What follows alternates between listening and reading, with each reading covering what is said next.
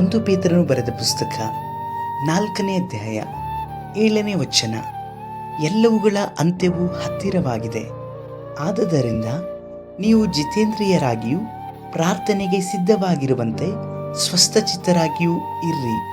ಕರ್ತನಲ್ಲಿರುವ ಪ್ರೀತಿ ದೇವಜನರೇ, ದೇವರಾಗಿರುವಂತೆ ಯೇಸು ಕರ್ತನ ನಾಮದಲ್ಲಿ ಮುಂಜಾನೆ ವೇಳೆಯಲ್ಲಿ ನಿಮ್ಮನ್ನು ಹೊಂದಿಸ್ತೇನೆ.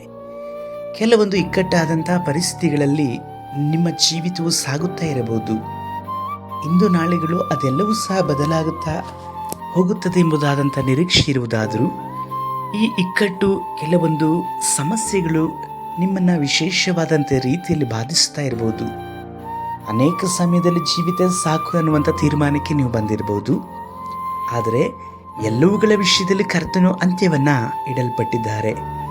ನಿಮಗೆ ಶರೀರದಲ್ಲಿ ರೋಗದ ಬಾಧೆಗಳು, ಸಾಲ, ಇಕ್ಕಟ್ಟು ಮಾತ್ರವಲ್ಲದೆ ನೀವು ಇತರರಿಗೆ ಯಾವ ಕೇಡನ್ನು ಮಾಡದೇ ಇದ್ದರೂ ಸಹ ನೀವು ಕೆಲಸ ಮಾಡುವಂಥ ಸ್ಥಳದಲ್ಲಿ, ವಾಸ ಮಾಡುವಂಥ ಸ್ಥಳದಲ್ಲಿ ಅವರು ನಿಮಗೆ ಅಪಕಾರವನ್ನು ನೆನೆಸುತ್ತಾ ನಿಮಗೆ ವಿರುದ್ಧವಾದಂಥ ಮಾತುಗಳನ್ನು ಕಟ್ಟುತ್ತಲೂ ಸಹ ಅನೇಕ ಮನುಷ್ಯರಿಗೆ ನಿಮಗೆ ವಿರುದ್ಧವಾಗಿ ಅವರು ಎಬ್ಬಿಸಲ್ಪಡುತ್ತಾ ಇರ್ಬೋದು.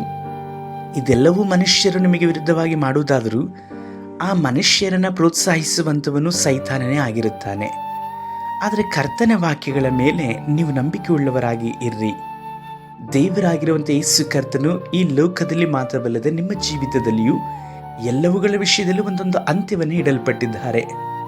ಸಾಗರವನ್ನು ನೋಡ್ರಿ, ಆ ಸಮುದ್ರದ ಅಲೆಗಳಿಗೆ ಒಂದು ಅಂತ್ಯವುಂಟು, ಆಕಾಶಕ್ಕೂ ಒಂದು ಅಂತ್ಯವುಂಟು, ಈ ಭೂಮಿಯ ಮೇರೆಗೂ ಸಹ ಅಂತ್ಯವುಂಟು, ಹಾರುವಂಥ ಅಕ್ಕಿ ಪಕ್ಷಿಗಳಿಗೂ ಸಹ ಒಂದು ಅಂತ್ಯವನ್ನು ಕರ್ತನು ಇಡಲ್ಪಟ್ಟಿದ್ದಾರೆ. ನಿಮ್ಮ ಜೀವಿತದಲ್ಲಿರುವಂಥ ಸಮಸ್ಯೆಗಳು, ಹೋರಾಟಗಳು, ಶತ್ರು ನಿಮ್ಮನ್ನು ಬಾಧಿಸುತ್ತಾ ಇರುವುದಕ್ಕೂ ಸಹ ಕರ್ತನು ಒಂದು ಅಂತ್ಯವನ್ನು ಇಡಲ್ಪಟ್ಟಿದ್ದಾರೆ. ಆ ಅಂತ್ಯವನ್ನು ಅತಿ ಬೇಗನೆ ನೀವು ಕಾಣಬೇಕಂದ್ರೆ ಕರ್ತನ ಸಮ್ಮುಖದಲ್ಲಿ ಪ್ರಾರ್ಥಿಸುವವರಾಗಿ ಇರಬೇಕು.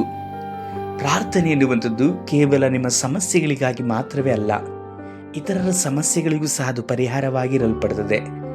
ಇತರ ಮನುಷ್ಯರು ನಿಮ್ಮನ್ನು ಬಾಧಿಸುವಾಗ ಸೈತಾನನು ಹಾಗೆ ಅವರು ನಿಮ್ಮನ್ನು ಬಾಧಿಸುವ ಹಾಗೆ ಪ್ರೇರೇಪಿಸಲ್ಪಡುತ್ತಾನೆ.